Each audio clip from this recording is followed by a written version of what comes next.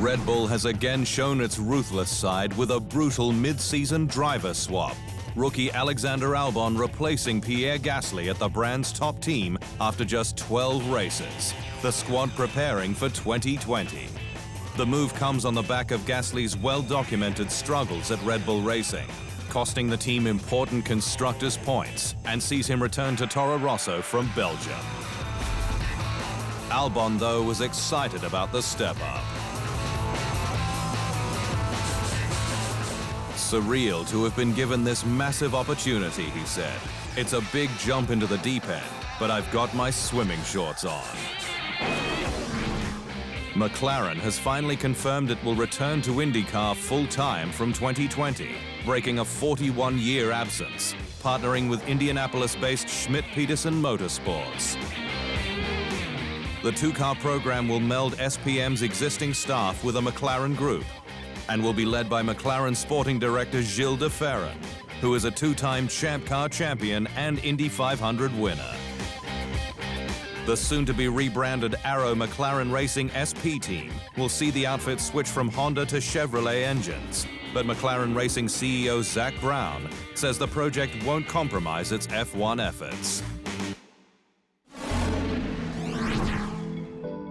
Mercedes chief strategist James Vowles has hailed his colleagues for the tyre data modeling that helped the squad win in Budapest. The Silver Arrows did limited running with the Hungaroring wet on the Friday before the race, but was still able to model tyre performance and the benefit of a two-stop, if they could push Max Verstappen to use up his hard tyres. It's those models that enable us to understand that that two-stop would very much lead to a fantastic situation in the race, and the Verstappen's tyres should drop off the curb if we can pressure him enough. Five-time F1 world champion Lewis Hamilton duly pitted for mediums, then demolished a 19-second gap to rival Verstappen in 18 laps, to pass him for the lead 4 tours from home. Lewis, rightly so, had concerns about that, but every lap he delivered the lap time we needed in order to do that. Mexican Formula One fans have reason to go wild, with the sport confirming last week that their home race has been extended until the end of 2022.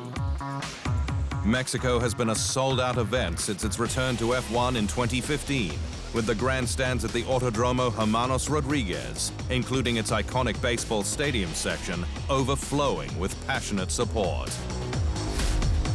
But earlier this year, Mexico President Andrés Manuel López Obrador cut funding for the event, instead backing a new rail project, having invested $20 million in reviving the Grand Prix as part of a $138 million deal for the first 3 years to 2017. Well, if it does not involve money, I endorse it. I agree. The issue is whether we have to contribute. The Mexican event will now be privately funded, ensuring sustainability in the medium term. The race contract extension means F1 is on course for a record 22-race calendar for 2020. F1's financial health continues to improve under Liberty Media's ownership, with the Formula One Group reporting revenue increases in 2019's second quarter compared with the same period last year. From April to June, compared with 2018's figures, F1's revenues went up from $585 million to $620 million. Operating income rose to $26 million, while the teams received $335 million. The increases are impressive, despite big earner Bahrain falling in the first quarter, with F1 chairman and CEO Chase Carey stating he's pleased with the sport's growth and that it's on target to hit its 2019 goals. F1 continues to expand its horizons and is still targeting a second race in the USA, following its growth into Asia via a new race in Hanoi, Vietnam.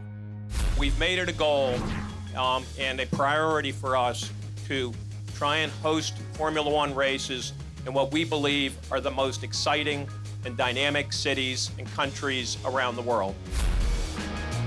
F1 has a dry run planned next year for the sport's first cost cap, ahead of its introduction in 2021.